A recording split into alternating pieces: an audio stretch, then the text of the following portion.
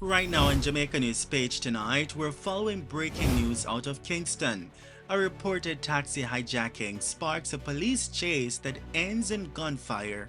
Tonight, the suspected armed hijacker is dead, while we're learning about the dramatic sequence of events. Also tonight, a major development in the controversial shooting death of Latoya Bulgin.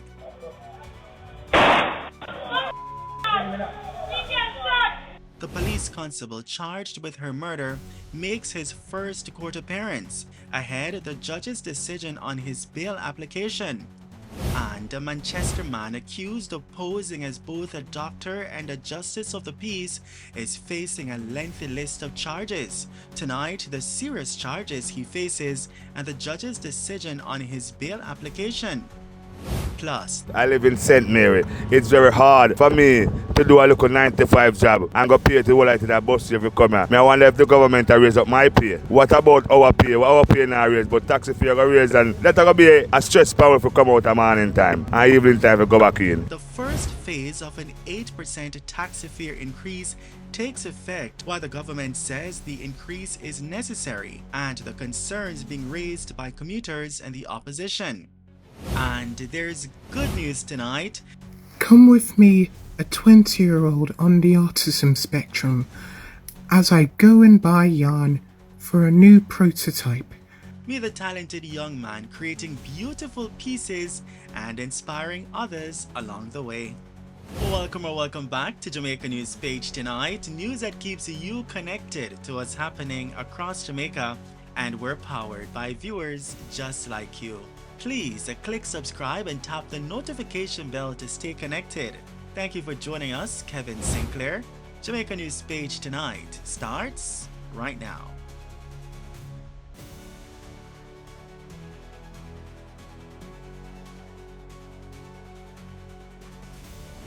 We begin tonight with breaking news out of Kingston, where a reported taxi hijacking ended in gunfire and an alleged hijacker is dead.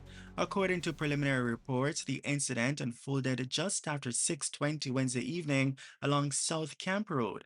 It's understood that two men boarded a taxi, and during the journey, the driver reportedly stopped to pick up a woman, but the men allegedly objected and held the taxi operator at gunpoint.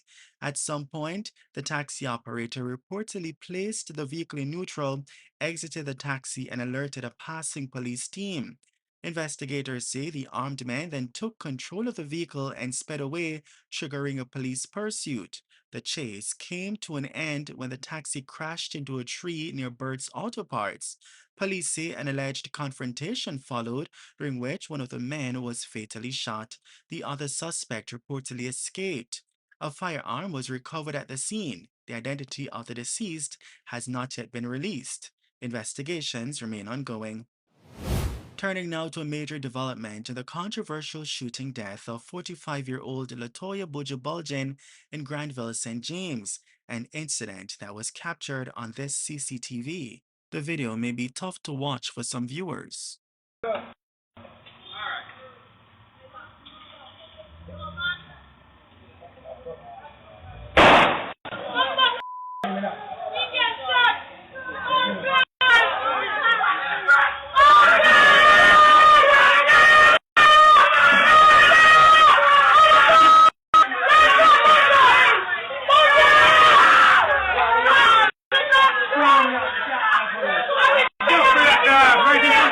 Bulgin was reportedly transporting residents to a protest over the fatal police shooting of 17-year-old TJ Edwards, which had occurred in the community a week earlier when she allegedly became involved in a confrontation with a policeman. The video showed Bulgin seated behind the wheel of this Toyota Voxy after the vehicle was reportedly stopped by the police due to expired registration. According to accounts presented in court, Bulgin allegedly told officers, quote, "My vehicle nah seize today, but rather run this over one and kill you today," end quote. Police Constable Andrew Wilson has been formally charged with murder and made his first court appearance on Wednesday. The constable appeared before the St. James Parish Court for a bail hearing. However, after hearing arguments from both sides, the judge denied his application. Wilson was remanded in custody until June 16. During the hearing, prosecutors argued that Wilson could potentially interfere with civilian witnesses and questioned whether the circumstances supported a claim of self defense. The court also heard that several key documents remain outstanding, including ballistic reports and additional statements linked to the CCTV footage. In denying bail, the judge cited concerns about public order and the sensitivity of the case, which sparked protests and calls for justice in the Granville community following Bulgin's death. Also tonight, a man known by the alias Lamphead is facing several firearm-related charges following a shooting in St. Andrew. Police have charged a 27-year-old Lamar White of Ray Road, Kingston 11 with wounding with intent, possession of a prohibited weapon, unauthorized possession of ammunition, and using a firearm to commit a felony. Investigators say the incident occurred along Cricket Way in November of 2025. According to the investigators, a man was sitting inside his vehicle when White allegedly approached and opened gunfire. The victim was injured and taken to hospital where he was admitted in stable condition. Detectives launched an investigation that eventually led to White's arrest. He was formally charged following a question and answer session with investigators. His court date is being finalized. Now to Manchester, where a man accused of posing as both a doctor and a justice of the peace has been granted bail. 46-year-old Marvin Dean of Cross Keys appeared before the parish court today and was granted bail in the sum of $600,000. Dean faces a lengthy list of charges, including impersonating a doctor, impersonating a justice of the peace, forgery, possession of forged documents, obtaining money by false pretense, and attempted bribery. Investigators allege that documents submitted by applicants at the Island Traffic Authority Depot in Mandeville bore Dean's signature as both a medical doctor and a justice of the peace.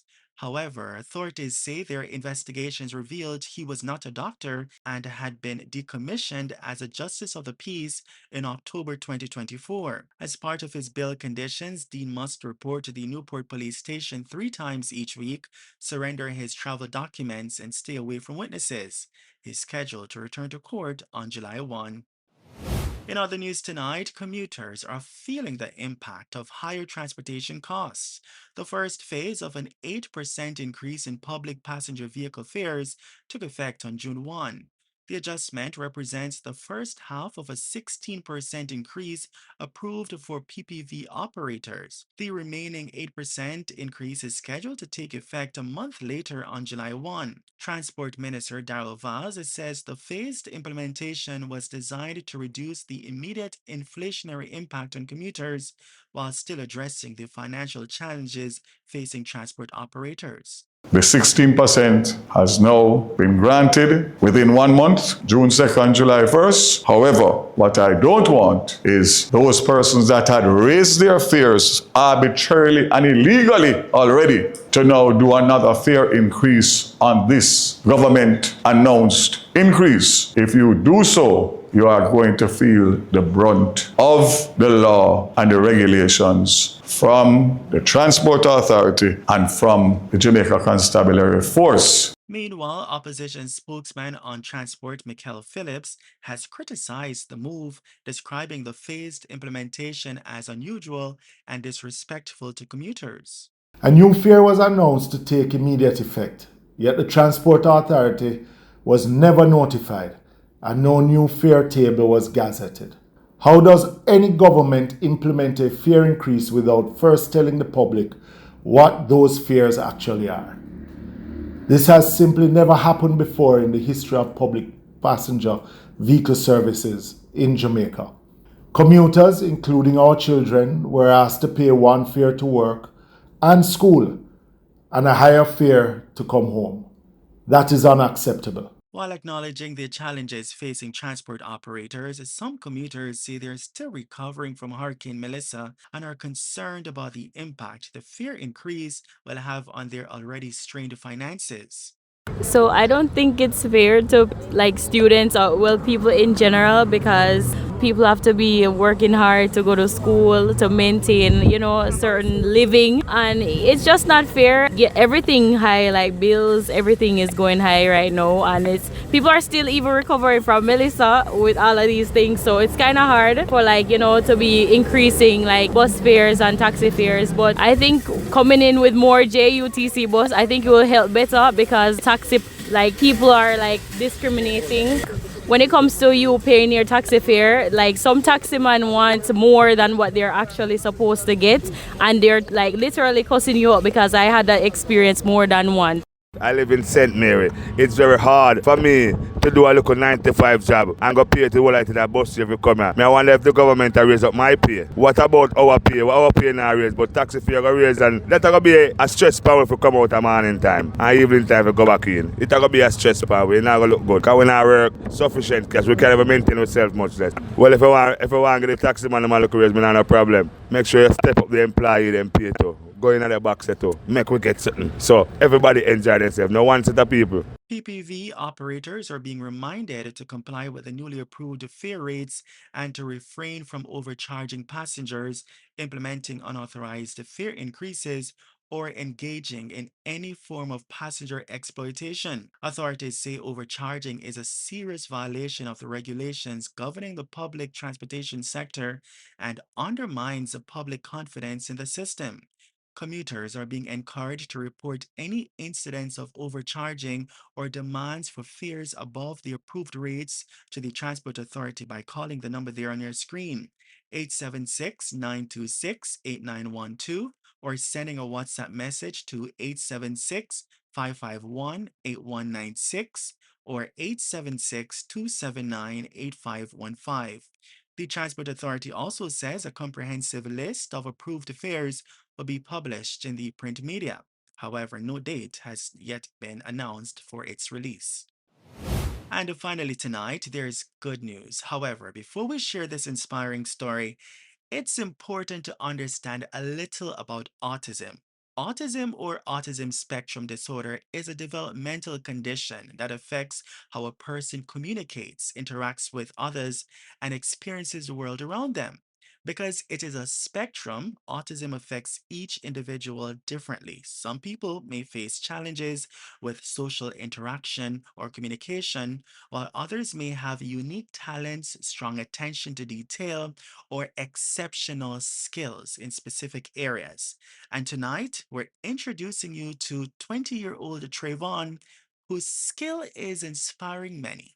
Hello everyone, my name is Trayvon Gordon. I'm on the autism spectrum and I like knitting. Here is my newest project. Can you guess what I'm making? Drop in the comments down below. Thank you. Come with me, a 20-year-old on the autism spectrum, as I go and buy yarn for a new prototype. If you're new to this channel, I absolutely love knitting. Let's see what Trayvon is working on, guys.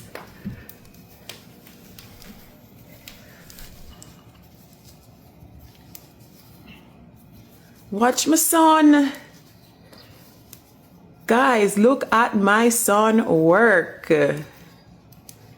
Amazing. So proud of you, Trey. Thank you. What an inspiring young man. Trayvon's story is a reminder that talent comes in many forms and that determination, patience, and passion can help overcome even the greatest challenges. His remarkable knitting skills are not only creating beautiful pieces, as you can see, but also helping to break stereotypes and shine a light on the abilities of persons living with autism. We salute Trayvon for sharing his gift with the world, and we wish him continued success in all his future endeavors. And that's the news on Jamaica News Page tonight. News that keeps you connected to what's happening across Jamaica, and we're powered by viewers just like you. Please leave a comment so we can welcome you with a shout out.